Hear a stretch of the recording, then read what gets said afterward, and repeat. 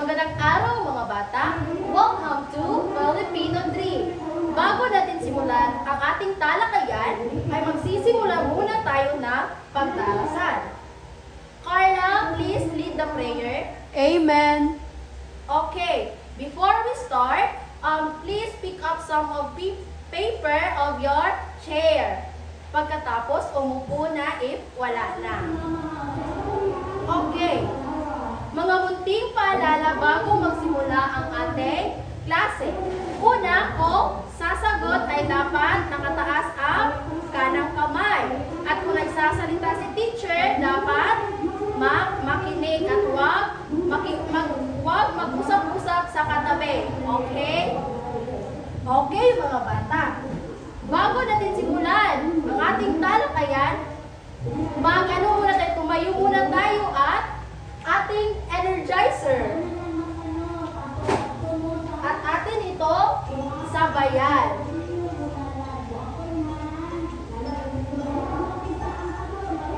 Okay, maraming salamat mga bata. Ngayon umupo na kayo. Okay, ang ating tatalakayin ngayon, it's all about mga larawan. So, may papakita ko dito ng mga larawan at inyong i-guess kung ano ito. Okay ba mga bata? Yes. Tama mga bata? Yes. Una, ano ito mga bata? Tingnan natin mamaya kung tama ang inyong sagot. Pangalawa, tingnan natin mamaya kung tama ba. Pangatlo, tingnan natin mamaya. Pang-apat, tingnan natin mamaya kung tama ang inyong mga sagot. Ngayon, ating titingnan kung tama ba ang inyong mga sagot at ang inyong mga sagot ay ating gagawa ng pangungusap. Una, nagluluto. So, tama ang inyong sagot kanina mga bata. So, atin itong gamitin sa pangungusap. So, si nanay ay nagluluto. So, ano daw ang ginagawa ni nanay? Tama mga bata, siya ay nagluluto. Sino ang nagluluto? Tama mga bata. Pangalawa, ito ay nagsusuklay. Tama ang inyong sagot kanina. So, atin itong gagawin na pangungusap. Nagsusuklay ng kanyang buhok si Marta. Ano daw ang ginagawa ni Marta? Ito ay nagsusuklay. Tama mga bata. Sino ang nagsusuklay? Tama. Ito ay si Marta. Pangatlo, nagwawalis. Tama ang inyong mga sagot kanina mga bata. Atin itong gamitin sa pangungusap. Si Karen ay nagwawalis sa kanilang bahay. Ano daw ang ginagawa ni Karen? Tama, siya ay nagwawalis mga bata. Pang-apat, nagdidilig. So, tama ang inyong sagot kanina. Siya ay nagdidilig. Nagdidilig ng halaman si Maria. Ano daw ang ginagawa ni Maria mga bata? Ito ay nagdidilig. Tama mga bata. So, sa inyong napansin, ano kaya ang ating tatalakayin ngayon? Sa inyong palagay, okay, tama, ito ay mga salitang kilos. Pero atong tanawin niya kung tama bang inyong na-obserbahan sa tong activity. Okay, first we have the mga layunin. Ito ang ating layunin sa ating klase ngayon. Dapat ito ang ating makuha mga bata. Una, ang ating layunin ay nakakakilala ng mga salitang kilos. Pangalawa, nakapagbubuo ng mga pangungusap gamit ang mga salitang kilos sa iba't ibang gawain sa tahanan. Pangatlo, na ipapahayag ang kahulugan ng salitang kilos o pandiwa. Okay.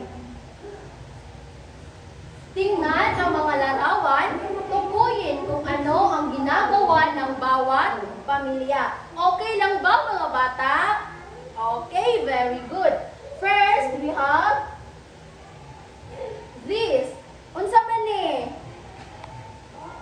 Ito ay naglalaro. Tama mga bata. Ito naman. Ito ay naglilinis. Tama mga bata. Ito naman, ano ang ginagawa?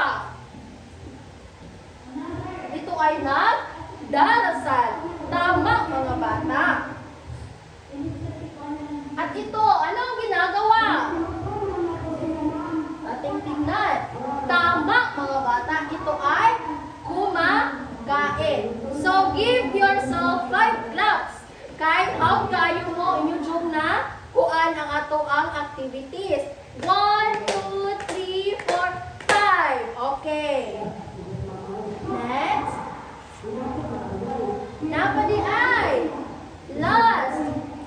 Ano ang ginagawa nila? Ating tingnan. Ito ay nanunood. Tama mga bata. Okay. Ito ang ating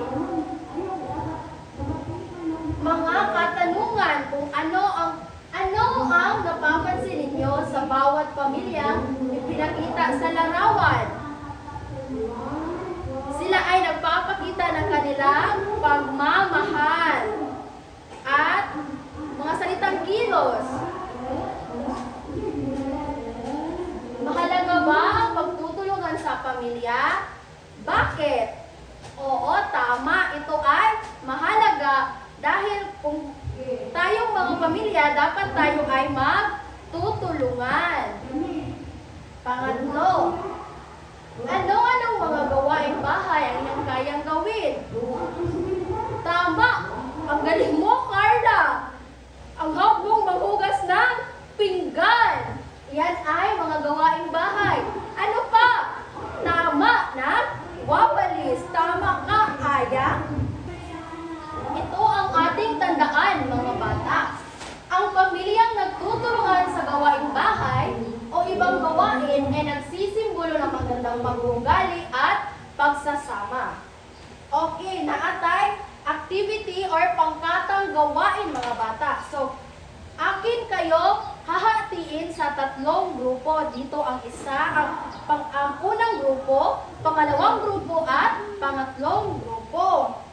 At ito ang gagawin sa unang grupo. Isulat ang inyong sagot sa tarpapel kung ano-ano salita ang may salungguhit sa bawat sitwasyon. Gumawa ng pangungusap gamit ang mga salitang may salungguhit. Ito ang sa unang grupo. Sa pangalawang grupo, piliin sa kahon ang angkop na salitang kilos na ginagamit sa mga gawaing bahay upang mabuo ang talata.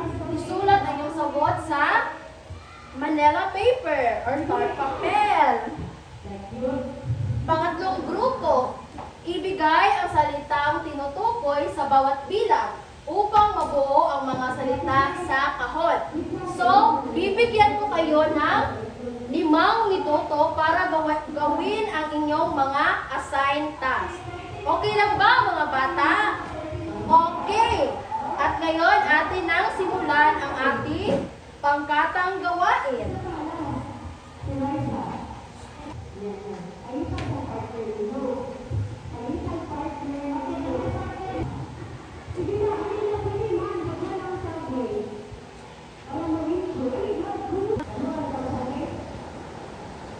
Okay, ito ang sa unang grupo. So, tama, mga bata. Pangalawang grupo, tama pa rin. At sa pangatlong grupo, tama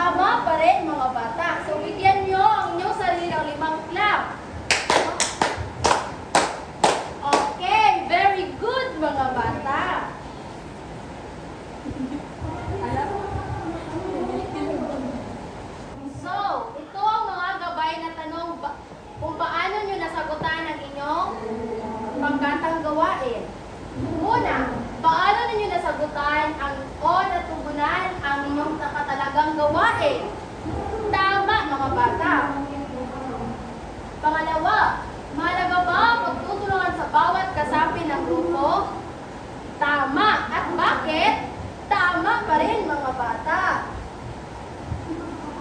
Ano ang inyong napansin sa inyong katatapos na gawain? Tama, mga bata. So, magsisimula na tayo sa ating tatalakayin. Ito ang mga salitang nagsasaad ng kilos o galaw ay tinatawag na, ano ito, mga bata, sa inyong palagay? Ito ay salitang kilos o pandiwa. Tama, mga bata. So, ito ang mga halimbawa pangungusap sa ating salitang kilos o pandiwa.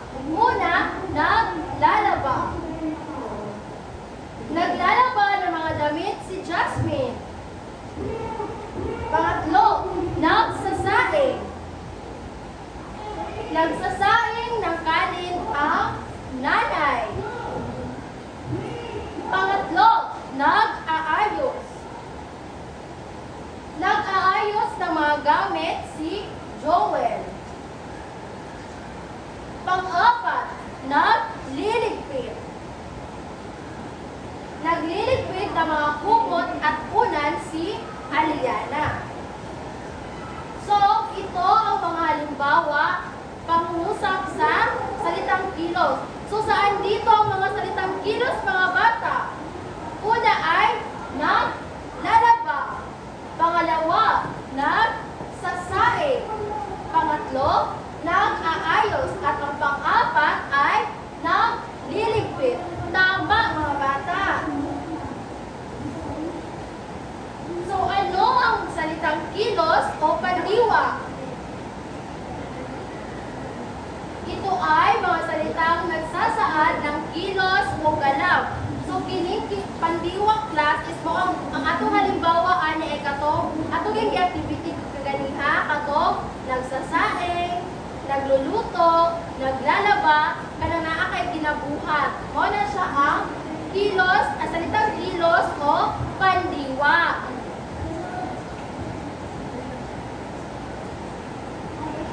So,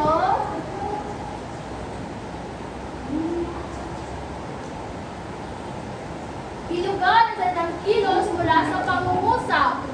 Una, nagluluto. So, ang bilugan dyan ay nagluluto. It's because mo na siya ang mga salitang kilos. At ang pangalawa, ito ay tumatakbo ang bata. So, ang bilugan dyan ay tumatakbo. Si Jack ay gumuguhit ng napakagandang larawan. Ang bilugan naman ay gumuguhit. At ang pang-apat ay nagtatanim si Lisa ng halaman. At ang binilugan naman dyan ay nagtatanim. Kumakain ako ng gulay at prutas. Ano ang binilugan, mga bata? Kumakain. So, tama ang inyong mga sagot, mga bata. So, we have activity na naman or ansiranan. So, piliin ang salitang kilos na angkop gamitin sa mga gawain sa tahanan upang mabuo ang bawat pangungusap. Bilugan at titik ay yung napiling sagot. Okay, bibigyan ko kayo ng... So, ngayon mga bata, it's quiz time! So, bibigyan ko kayo ng 5 minuto naman para sagutin ang ating question. Okay, magaling mga bata. Nasagutan nyo ng tama ang ating pagsusulit ngayon. At ngayon, bibigyan ko kayo ng assignment or takdang aralin. Kung kayo ba ay naminaw jud sa ato ang pagtalakayan or ato ang klase. So, mauna siya bumuo ng 5 pangungusap batay sa ipinapakita ng larawan. Gamitin ang mga salita na nagsasaad ng kilos. Isulat ito sa inyong kwaderno. Okay, nabay nasabtan mga bata? Okay, tama. Kung sa ganitong pandiwa or mga salitang kilos, bigyan niyo ako ng halimbawa. Tama mga bata. So, klase karon. So, tindog na